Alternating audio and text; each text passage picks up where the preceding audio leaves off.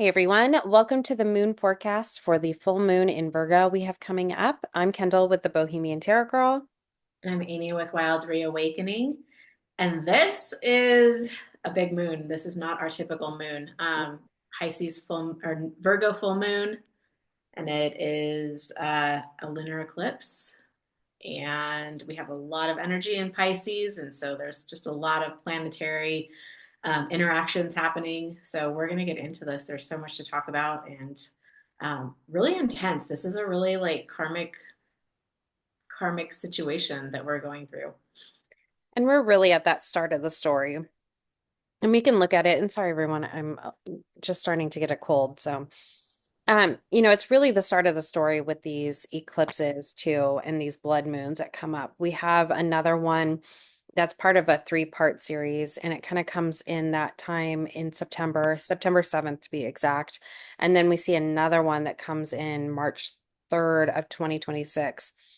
And so through that cycle is going to be a story told, and it's really a lot about finding our own inner strength and really releasing, what doesn't benefit us. So, Yeah. So this moon is happening March 13th or 14th, depending on where you live. If you're in Pacific time, it is happening at 11:53 p.m.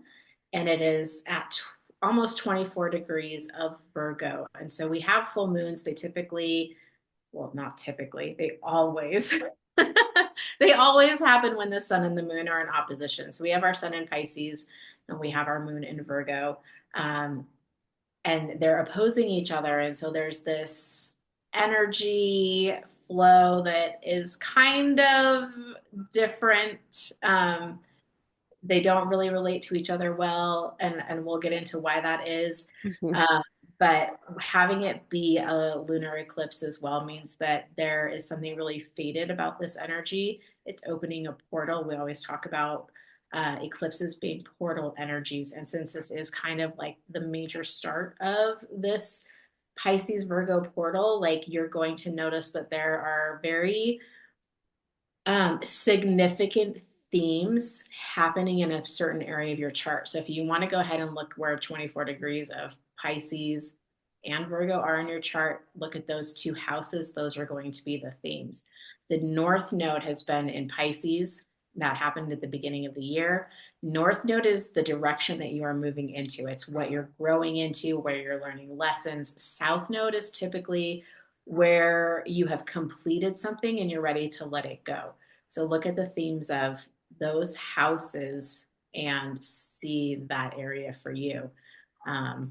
It's going to be it's going to be an intense moon. We've been talking about March energy for a long time as Yeah. March being a whirlwind of just crazy planetary energy. And here we are, like right in the thick of it with this moon. So we're coming into this. Not only are we having that full lunar eclipse with the opposing energies of Pisces and Virgo, that karmic cycle that is starting. We also have Mercury that's getting ready to go retrograde 2 days after on the 15th. Mercury going retrograde affects all kinds of things. It happens a couple times a year. We joke around about Mercury retrograde all the time of how it just wants to come in and kind of mess up our lives for a little while. Mhm. It gets a bad rap, kind of, depending. But then we also have been in Venus retrograde, and Venus only retrogrades about every 2 years. And so we're in this extended Venus retrograde in the sign of, it's in Pisces, right? Right? Mhm. I totally, Um, oh, I did for, I? yeah, it's I- Pisces. Yeah, I was gonna say I didn't write it down. So much information to remember. Mhm. But it is retrograde as well. And so, or is it? It's in the sign of Aries, and I Okay. think it might be currently, and then it goes into Pisces. So, Okay. That's why.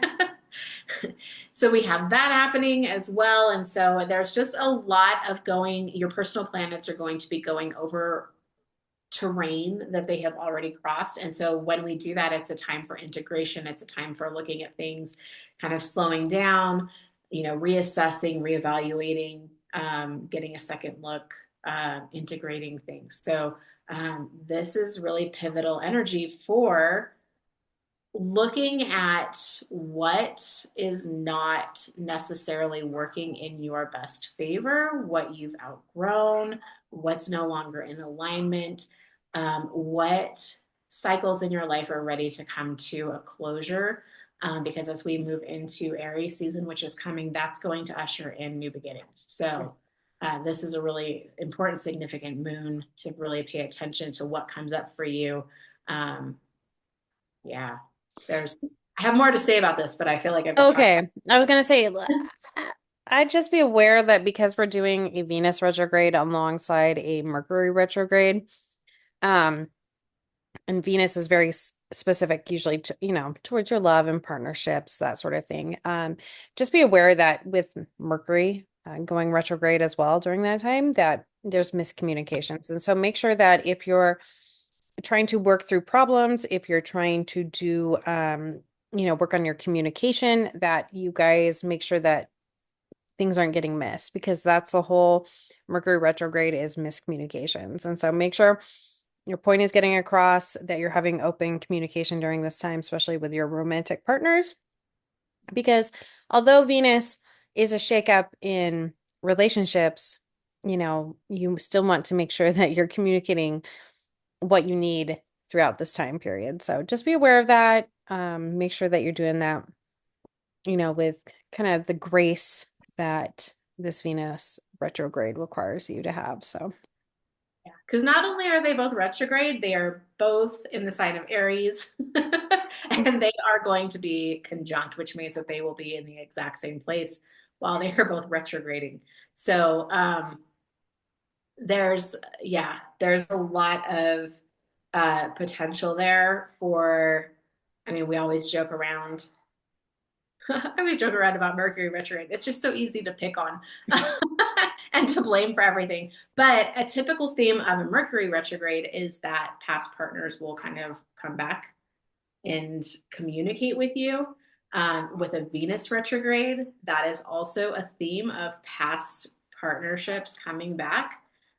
So you kind of have this double whammy. And the point of that is it's giving an opportunity to either correct something or to gain clarity or to heal or just have final closure. So depending on what your situation is, that is going to affect you in a different way, but just be aware that that is a very uh, common occurrence when these planets go retrograde.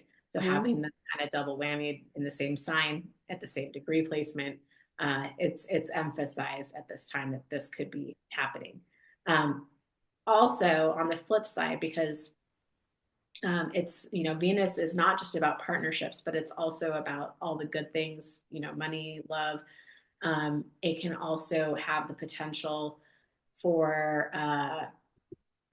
having self love and kind of giving yourself grace, especially as we go over a lot of these other planetary situations that we're going to talk about. But there is a big theme of we have a lot of Pisces planets in this.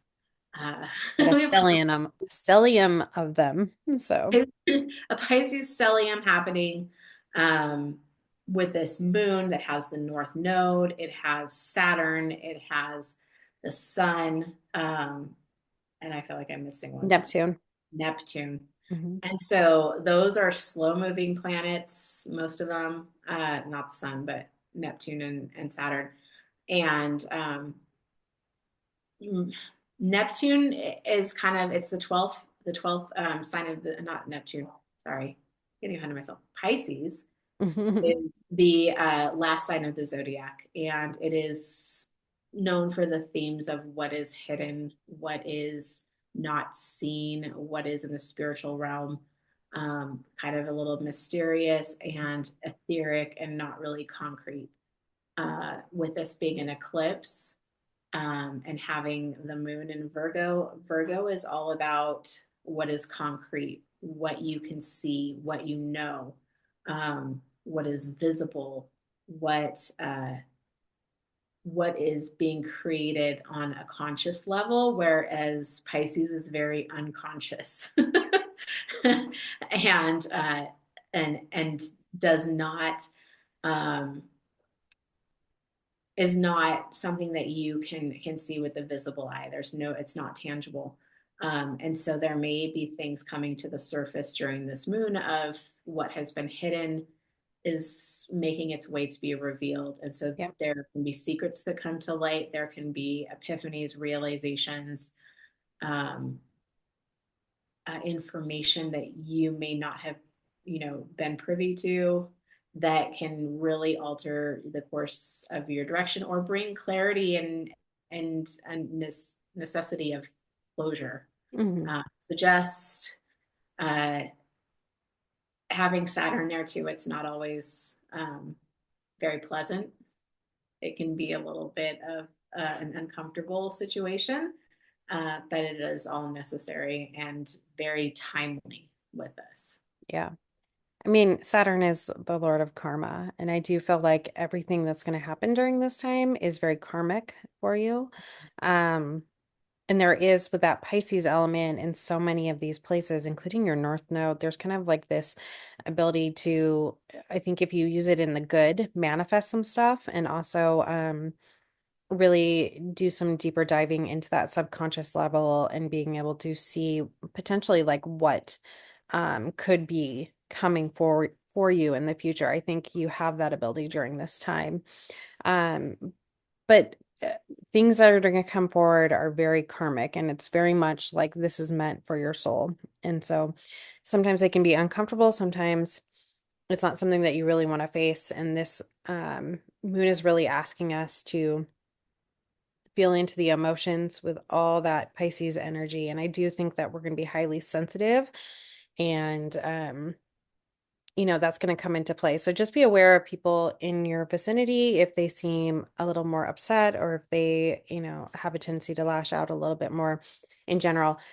If things are kind of going on in the atmosphere and people are just being a little more sensitive. So just be aware of that.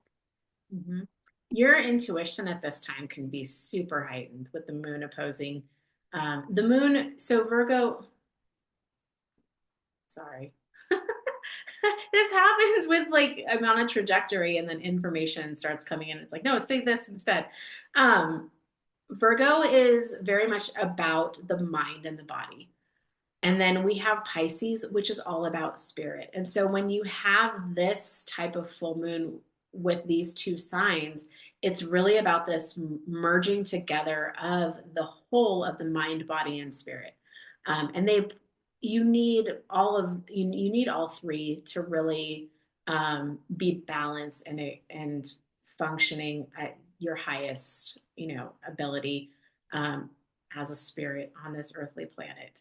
Um, and so there's a sense that you will have more more intuition during this time, but it's going to be something that you feel more physically or you see events happen like you may think them and then they manifest themselves immediately into your reality because there's this emergence of the physical and the non-physical that is occurring right now. And so it's really a beautiful placement, but it's also like an opposing, conflicting way um,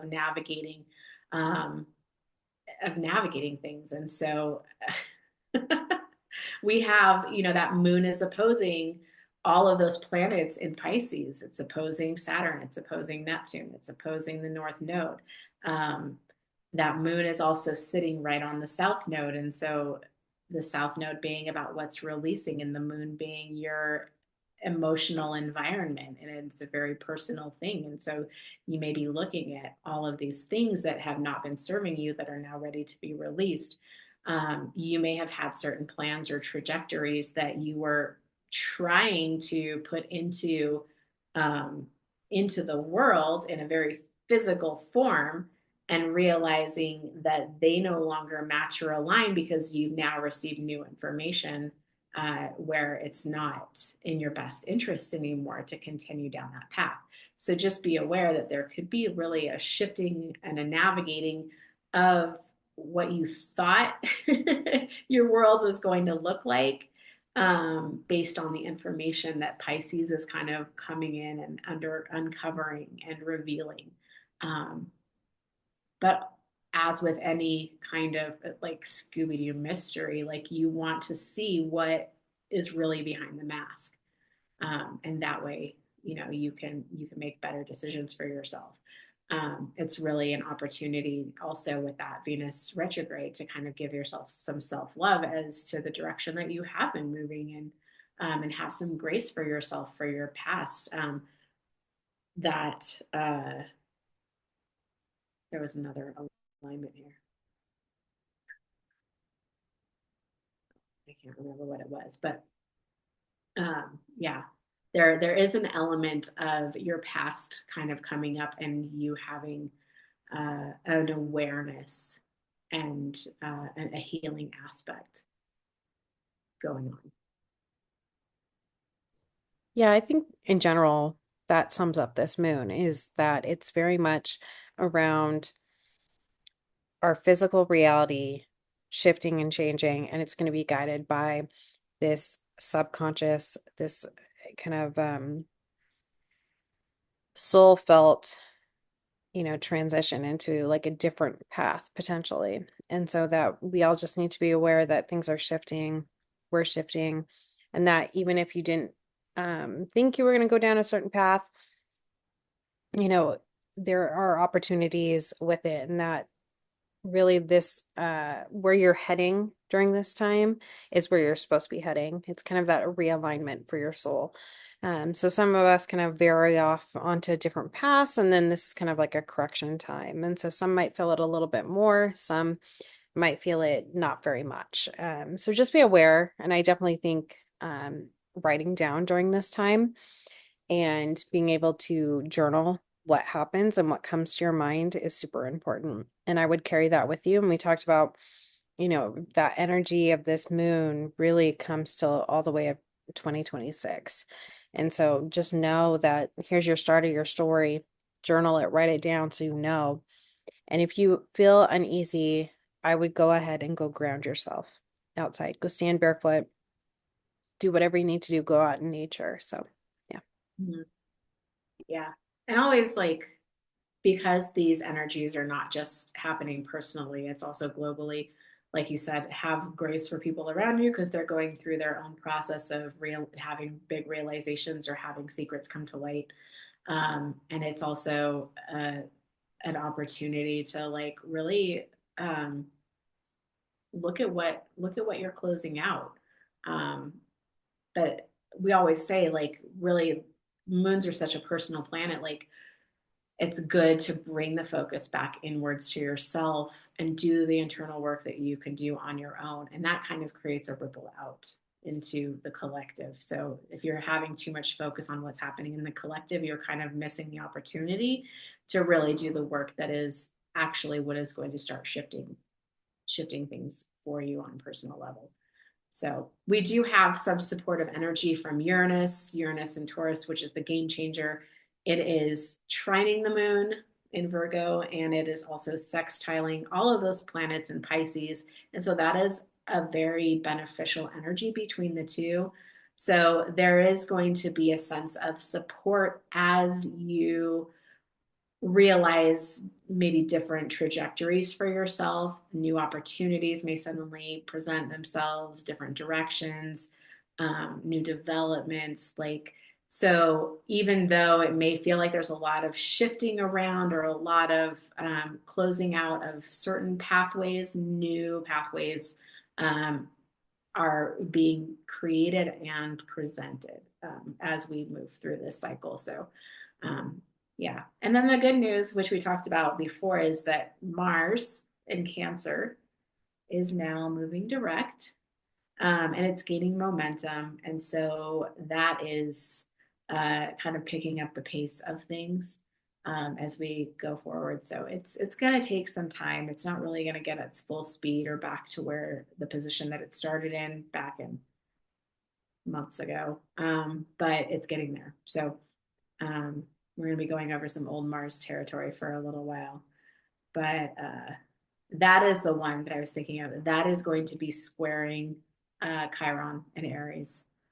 So Chiron being the wounded healer, like, and Mars being the action and stuff. And in the sign of Cancer, which is all about needs, like that is an opportunity to kind of recognize what your needs are, whether or not they're being met, how they relate to woundings that you may have had when you were younger, and how you can kind of use this energy to kind of heal further or recognize the healing that you've already had um, as we move forward. So, I agree. I think that's a good one to pay attention to is that some of those childhood traumas and wounds that we carry still, and those coming up and presenting themselves so we can fix them and heal them and let them go. Because we're kind of right at that energy where it's trying to kind of close out some pieces for us here, mainly so it can push us somewhere new, which is what it wants. So, mhm. any other aspects that jumped out at you? Not really. We do have a solar eclipse coming March 29th, and that one is in the sign of Aries. So it is part of the last sequence of our North and South node that we have been dealing with for the last, oh gosh, year and a half, couple of years. So that's kind of on the tail end. I believe we do have another one of those happening in the fall, which is completing that cycle. So even though we do have an eclipse season right now and we're in between eclipses, they are different energies that we're working with. So it can be, we'll talk more about that one when we get to it. But um, yeah, this Pisces one with everything else that is in Pisces, it is very significant and fated and karmic. And um, it'll be interesting to see what comes up for you personally, but also what happens on the world stage with things coming to light. So just be open. Um, Now that you've watched this, like you may have an awareness, so it's not as shocking as it could be, but there could still be potential twists and turns to this story that you weren't expecting. And really, I mean, when you're reading a book or writing a story, that's always the best part. So keeps things interesting. And it is definitely going to be an interesting moon. So Mm-hmm. Yep, I definitely think the energy, I'm with you there, is going to be interesting. Um, and write down what's shifting for you. I can't emphasize that enough during this time. I have a feeling you'll want to go back and refer to it. So definitely make sure that you're noting it, what's going on with you right now, so you can look back during that time and see that shift. And that'll be helping with recognizing cycles. I do feel like this is a really big cycle that we're coming into. And so it's really important to note that. All right, everyone. Well, I hope you have a great full moon. We will see you for the next one. Have a good one. Bye, everyone.